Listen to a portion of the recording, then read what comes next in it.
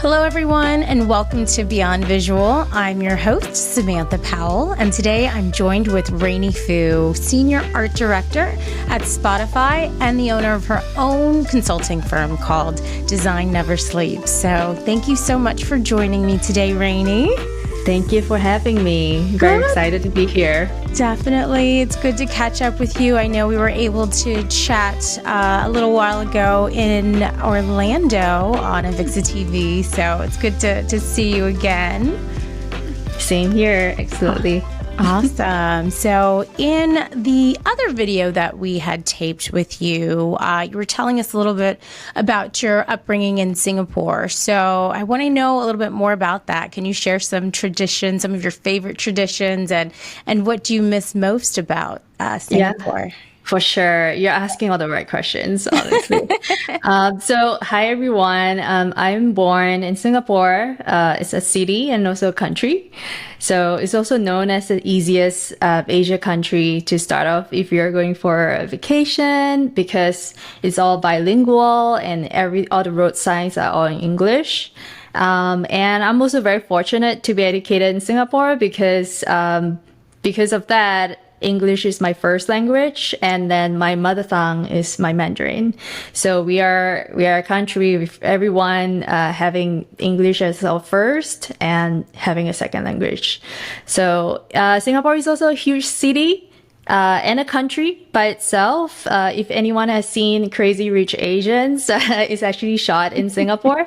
So it showcased a lot of architecture, like really stunning skyscrapes, iconic landmarks, like Marina Bay Sands. So it is what people known as, like the ship that's on top of a building. That's in Singapore, and we have like 12 times larger than Manhattan itself. And it's really like a mix of technology, innovation, and just natural beauty, really. And because of that, I'm also a city girly, like just growing up in Singapore. And now for the last 10 years, I was in New York City as well. So very fortunate to be in two biggest and the best cities to live in, I would say.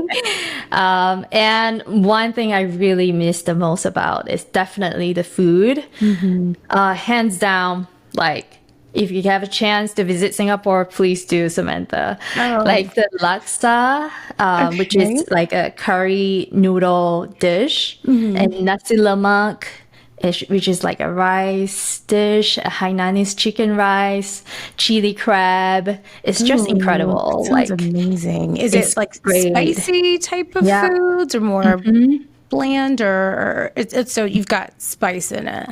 Yeah, it's like spicy, but a good kind of spice that would like, hit you in a good way. Oh my goodness. And so how long did you live there? What age did you move? I moved here when I was 21. Okay. So I've been here for close to 15 years now. Nice. But before that, in Singapore is what I miss the most about. Just the food is amazing. Anthony Bourdain actually did an episode about Singapore street food culture. And coincidentally, my parents, they are both street food hawkers in Singapore. So I grew up in a culture where food was so important in the country, but also as my family dynamics, right? Because both my parents, this is their bread and butter. This is what brought me up. And my two other siblings is just a way that I think about love, about like wonderful memories, about hard work of them. It's just like encompassing of what my family is as well. So hawkers, is it, how do you spell that? Hawkers, like hawkers? Yeah, exactly right. Hawkers. And so what type of food did they sell on their cart? They have, so those good hawkers, they have very little dishes because they perfected it.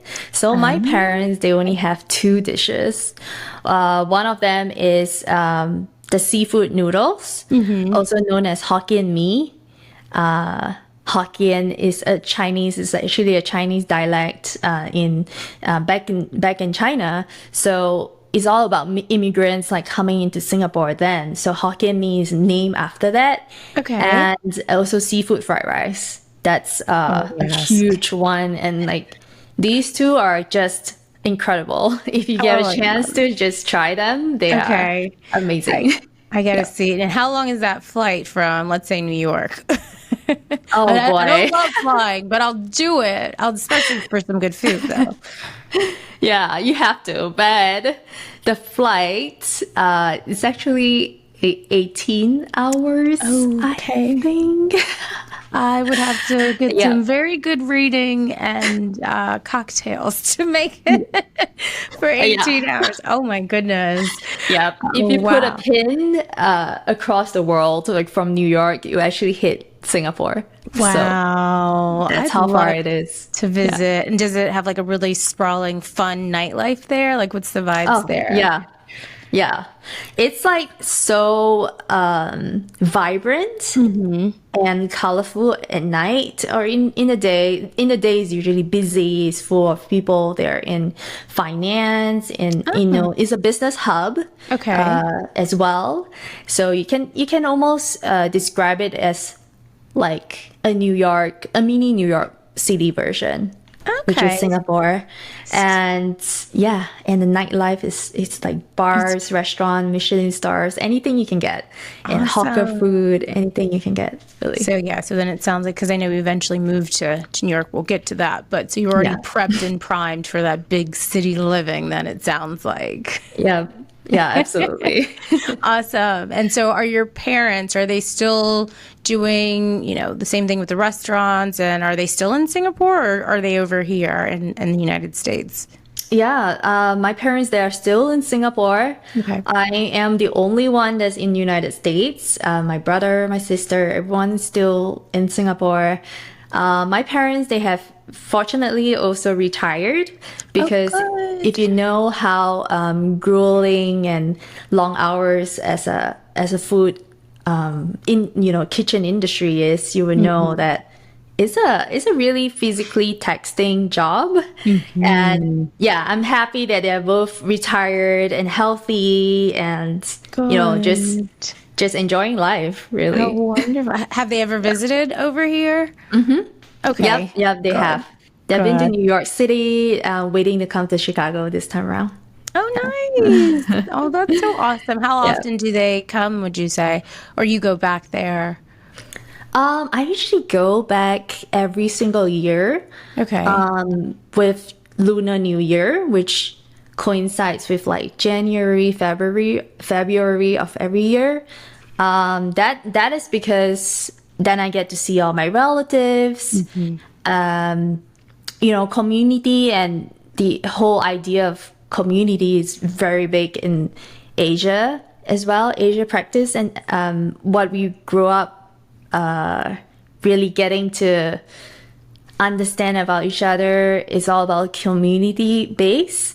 So I love that big family vibes and just everyone coming together. And that's usually the best during Lunar New Year. Okay. Yeah, it can get a little overwhelming, but it's good. I can imagine. Yeah. Well, I know you shared some of that great advice that your parents have given you, and how did some of the advice that they gave you steered you into the direction of creative design and not necessarily, doing the restaurant, business and doing that. So what type, how did their advice help steer your pathway into creative design? Yeah, for sure. During our last interview in Orlando, I mentioned something, which is my mom will always mention to me, you are not a verb. You are not a noun, you're a verb. You're not someone that is based just on the position naming, but you're someone that does things. You're an action person.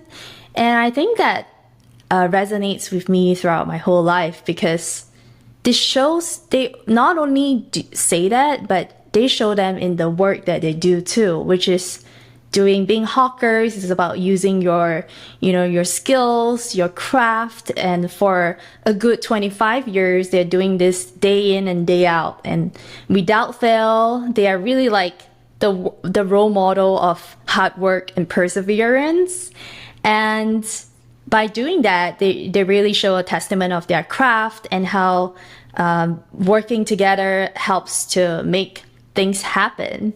And I think two things they always taught me also is to craft your skills and to team up to win. Both of them, they work together for 25 years side by side. And it shows a lot on teamwork, a lot of communication, a lot of making things together to create perfection.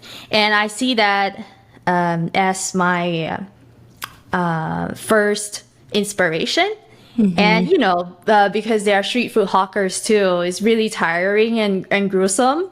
So with that, but using that kind of values that it instilled to me, it allows me to pursue design and art. And I see my design work really as a form of performance and also contribution. So using creativity to craft art that inspires and benefit others. So with the culinary arts, it has slowly transformed into that part of my life.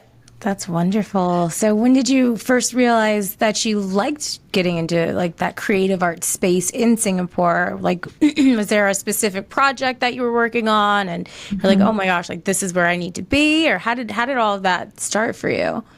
Yeah, it's crazy because I grew up being very into science and mathematics. I was pure science student back in school. So I just studied like chemistry, biology, physics.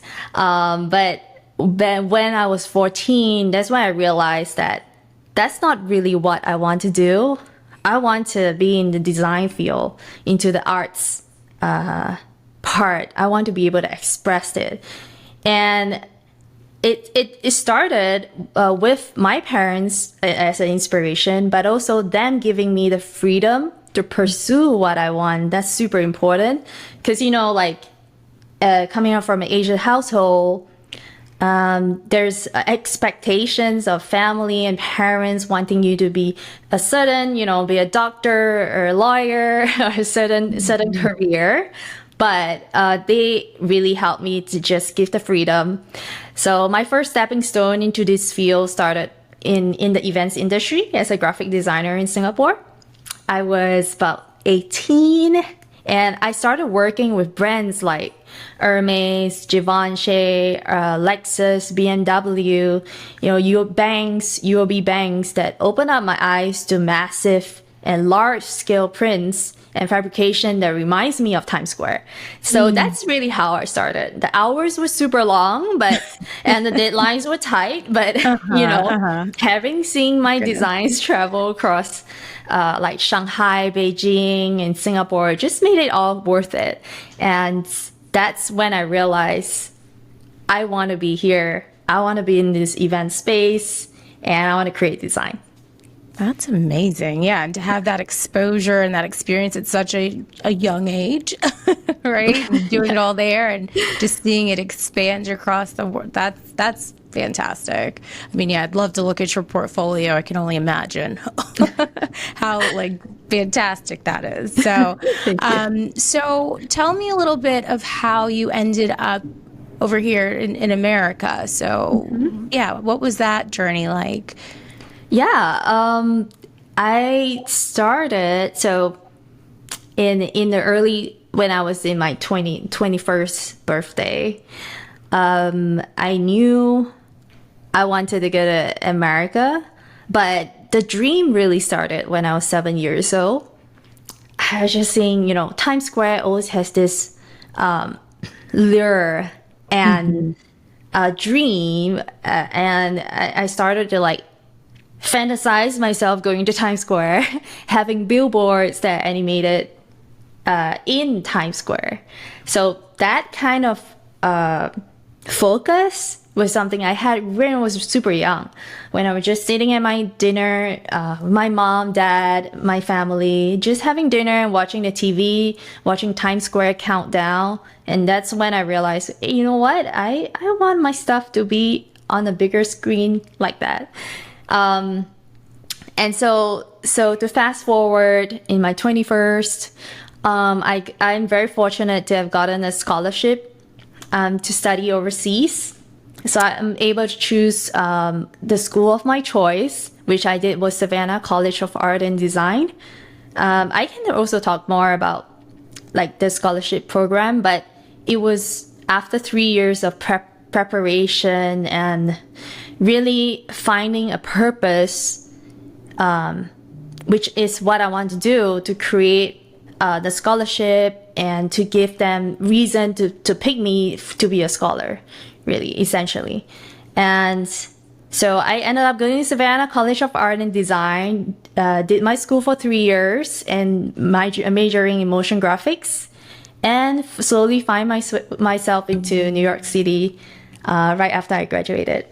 Wow. So what would you say the difference was between like living in Georgia versus New York, even though you were already coming from like a big city?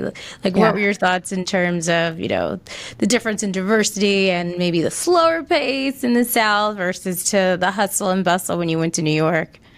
Oh my gosh, they're like so different. It's really night and day. In New York, it's very colorful.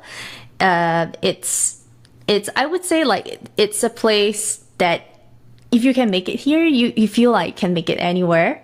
The first impression was how colorful it is, how diverse, how dense, how energetic.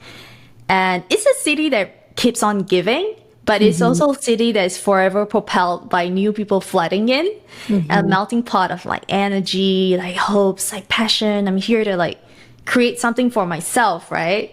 And it's unlike any other place I have ever been in my life, and not even Singapore too.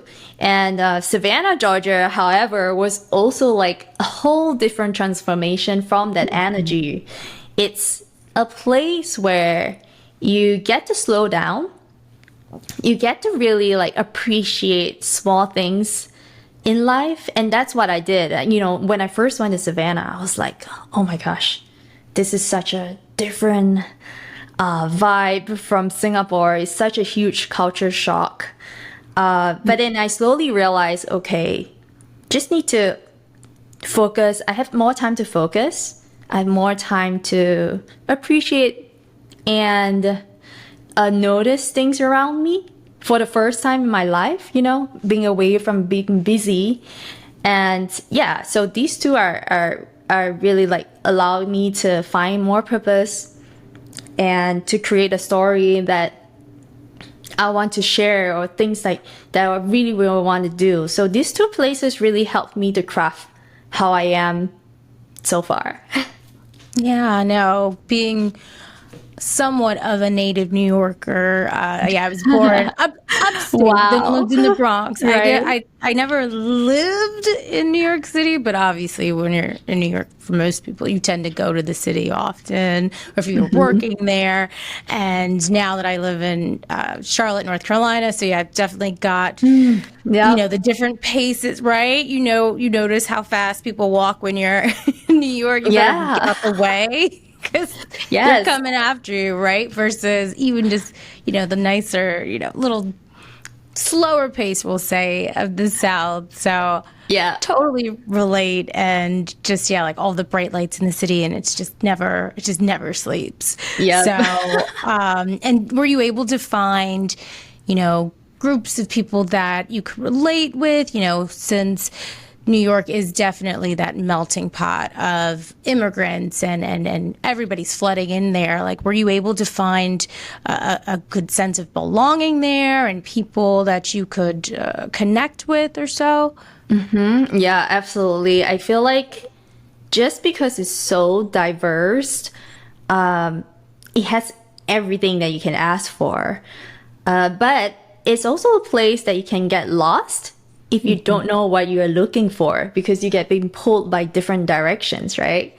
And that's what I think about New York. And it has this like attitude of like nothing can stop you from doing what you really want to do. You relish in the struggle, the fight, and determination in like everyday life. So I relate during then when I first get into New York in my mid-20s. I relate that to people in the mid-20s. They're just in New York for the first time, really struggling and, you know, paying the rent, the sky-high rent. Oh, my goodness. Yeah, like Everything there. going after, yep, going after the subway, trains, you know, getting late for work, or just you know, even the winter is just so, you know, so much to bear. Oh my goodness. Yeah. But yet at the same time, everyone's here for same purpose, their own dream that they want to achieve, which makes it so exciting. So I live in most part of New York City. Like I was in Harlem before, I was in East Village, I was in like Bushwick, in Brooklyn, Bed-Stuy, Williamsburg. I was in Queens. It has one of the best diverse food culture in the world, really. So I find, you know, pockets of people that doesn't necessarily like have to look like me or came from the same culture, but it's the understanding that we both have the same purpose of trying to make something work. Is the attitude that makes people want to, you know, like I can relate to you because you are also fighting hard for what you're looking for. So it's that I find a lot of friends and people that come together that doesn't look like me, that's not from the same background as I am, but just here for the same purpose. And that's yeah. Absolutely. Yeah. And all those different boroughs, they all have a little different, you know, quirk to it, if you will. So I can completely understand where you're coming from there. So tell us a little bit about one of your first projects or one of the most interesting projects that you got to work on. Let's say when you were in New York, when you first got here. Oh, yeah, for sure. That's a really exciting one because I had the best project experience of understanding American culture and to commemorate with live sports events. So they are the biggest of the two combining together. So I was the art director and producer for a Super Bowl show opening in 2014. And if anyone is listening that's a huge football fan, you know, 2014, it was the year that was held in MetLife Stadium, NYC, and then for like Denver and Broncos and you know, Seattle Seahawks.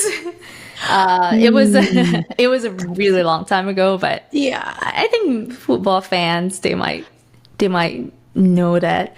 And, you know, it has like 111 million views per year, $4 million airtime, and with, you know, 10 weeks worth of work, that's just 30 seconds of show opening. Yeah, so that was my first introduction into the culture at the same time, like working on super exciting project. That's so amazing. I was, yeah. So it was like part of SCAD, Savannah College of Art and Design, to explore 3 different directions for the Super Bowl. And these were later presented to Fox Sports, and get their feedback. Went into a pre-production, a stylist world and story of Cletus. Cletus is the Fox Sports football mascot. And that robot thing, right? Yeah, the robot. Yeah, exactly. So we have to do like a mocap. We get someone that's dressed in like a mocap suit to do some running across a race through New York City and arriving at an activation chamber where he, you know, triggers the start of Super Bowl 48. You know, that's how the whole concept goes.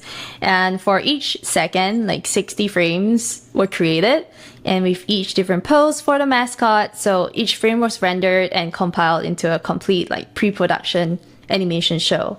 So we work really closely with Michael Dolan, which is the Senior VP of Design at Fox Sports. And that's my whole introduction to the first project in New York City, and also the biggest live event in the whole United States. Yeah, like some people just have like a really small, like, oh, my first project was X, or even running and getting coffee and stuff like that. No, you're working on Super Bowl stuff. So I think it's kind of a big deal. That's really amazing. Wow. Thank you. I'm very fortunate. Super impressive. Yes. And I'm a huge football person. So I do remember that game.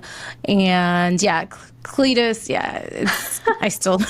Yeah, I think he's actually still on there. Is he still on during there? the Fox Sport? I think so. I'm not sure. Every now and then, maybe just in between like the commercials or so. But, Right. Yeah. But I can totally relate. So very impressive.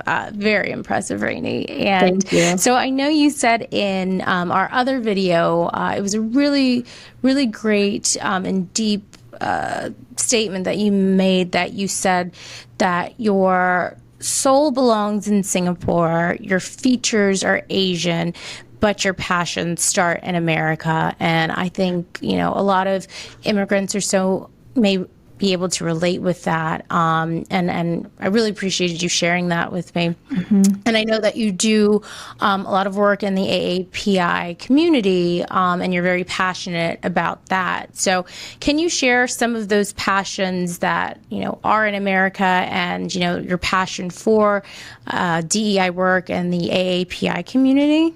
Mm-hmm. Yeah, for sure. So yeah, I mentioned that my soul belongs in Singapore, my features are Asian, and my passion really starts in America. And it's absolutely true, because my passion are truly developed when I started, earlier on I was saying I was sitting at a dining table with my family of 5, watching the TV showcasing countdowns all over the world. And that, even being in Singapore, my passion was already instilled on that one moment on the TV in New York City. So, and I knew then that I really wanted to be a designer in the US, with giant animated boards where everyone can see my masterpiece, right? And I dream about it. I really talk about it. And, fast forward, I manifested it into a reality. And that passion, it's something that really shapes how I see what United States is too, because it occurs to me how vast like the creative space is over here, like fostering, like it support creativity as almost as a priority, as an artistic expression. Even the idea of it that I talked about Super Bowl earlier was possible because the US really value such talents and value such need for creativity in the sports world, in the music, in the arts, And it was also the freedom of like expression, freedom of speech is a big thing, and freedom of expression, it became like really incredible for this country to root in innovation. So that really drives my passion, because the idea of you can be pursuit of goals, aspiration, you can be anything you want, the strong culture of entrepreneurship, technological advancement, all this really root into this idea of creativity, right? And so I will live for that, and that is how passion is for me.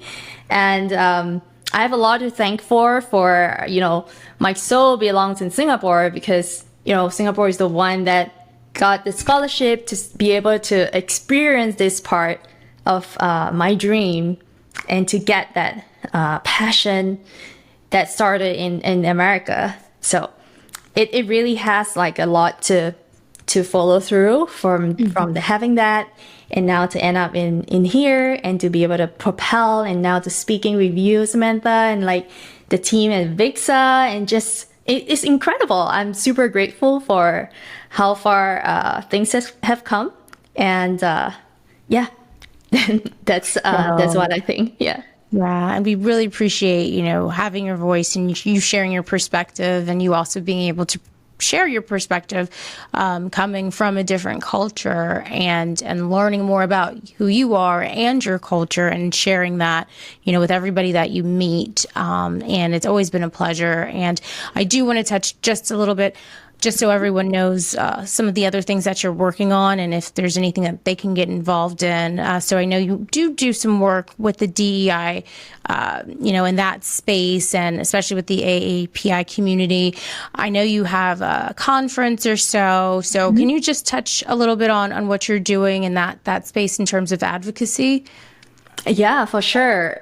So a big part of what I do, and also the purpose that I drive for, is to get more diversity in both sides. So what I mean by that is, I'm a person that really sees myself as someone that loves community.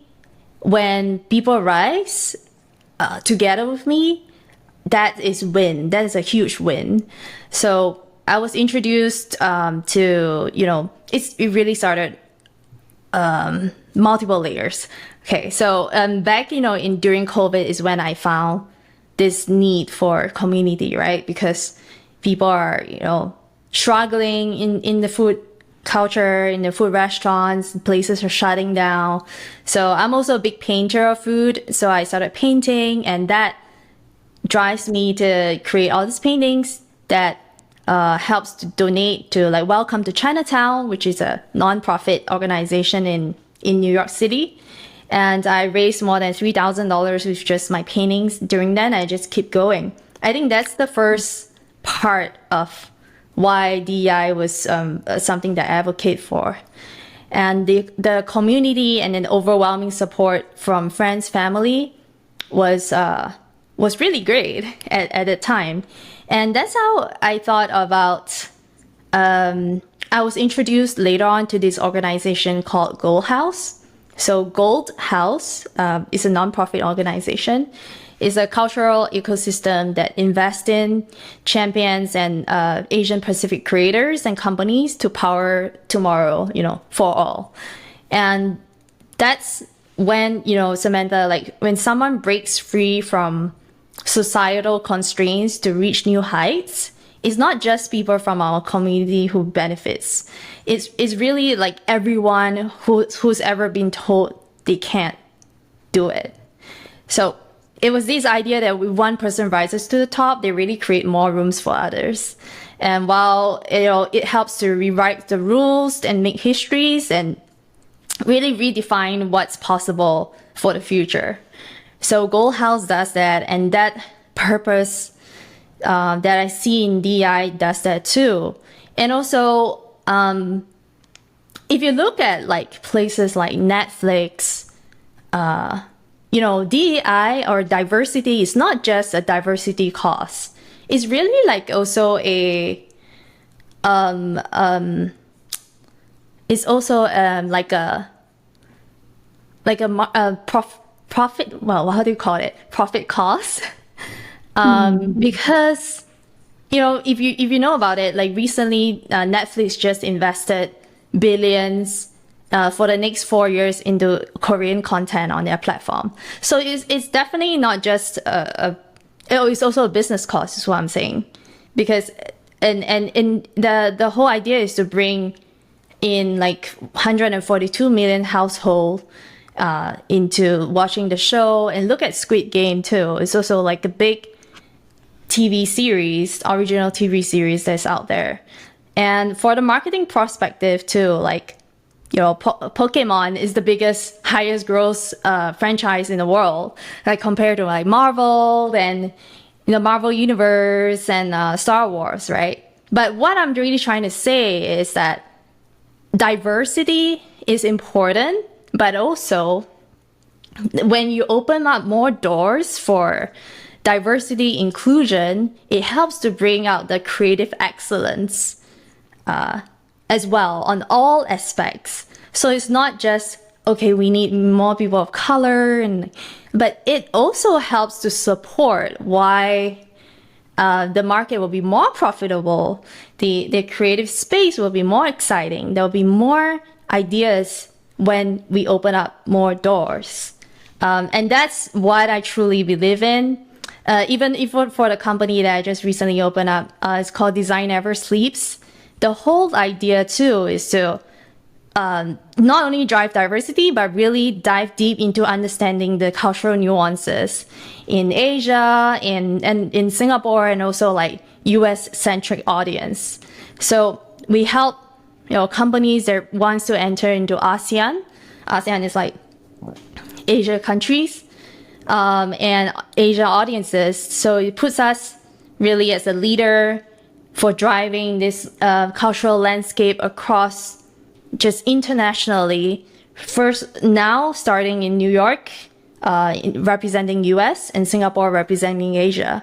But later on, that kind of interconnection between different countries is something that I really advocate for, that I think that's super important and powerful to have. Wow. Well, you're quite the inspiring one. That's amazing to hear all of that work, the work that you're doing, and your perspective really is going to help make your industry even better, and, the AV IT industry as well. We need even more voices like yours, and what a great message that you're sharing. And I can't wait to continue to follow you and see all the amazing projects you're working on, and, what you're doing in the DEI space as well. So just to tie up this wonderful conversation, because I can continue to talk to you all day. I don't think our production team wants that, because they have other things, but we'll continue this offline. Sure. But looking back at your overall journey, and it's been an amazing one, spreading from Singapore to here, and just experiencing the world. What advice would you give young 10-year-old Rainy Fu if you could go back in time and give her some advice now? Wow. It's a really good question. I would say to throw away the 5-year plan and to take risk. But, I'm only 10 years old during then, so it's a little young. But I would seek opportunities and, take a chance on them. But most importantly, I think as women, or as, Asian women, we are often brought into this idea that we are not good enough. We should take this one more class. We should do this, get one more mentor, brought and fed into the idea that we are not there yet. We are good enough, but not good enough yet to lead. And I think if I were to know, I think it would just to let the young 10-year-old know that there's more advantage of cultural ed as a minority. And another layer, as a woman, we have to start, understanding our worth. We deserve to be to lead, and however we are at this point. There's no need for further get one more mentor and stuff. But to everyone out there that's like fighting your space, you are enough and you are able to as how you are. And I hope that the young 10-year-old would have known this and will be able to, propel even further as how she is. That's fantastic, and such wise words. And hopefully, those watching, if they do have, young girls, and, they may be getting into the industry, or even if not our industry per se, could just watch what you said and really take that to heart, because I do think that rings true to a lot of young girls and growing up, not feeling like they're enough or being told like they have to do more. And just, I think that's just really meaningful what you said. So I really appreciate it. And I can't thank you enough for spending this time with me. I love chatting with you, and I just learn so much every time that I get the opportunity to speak with you. So thank you so much, Rain. I really had a great time. Thank you so much, Samantha. Thank you so much really for having me. Like, this is such a core passion of mine. So for anyone that's listening, please call me on your side, and I'll be there. And if you need anything, I hope to serve as a model as well. And I hope to chat with you again, Samantha. Thank you. Definitely. We'll certainly be in touch. Yes, we will. Thanks again. And thank you everybody for watching. I'm Samantha Powell, and this is Beyond Visual.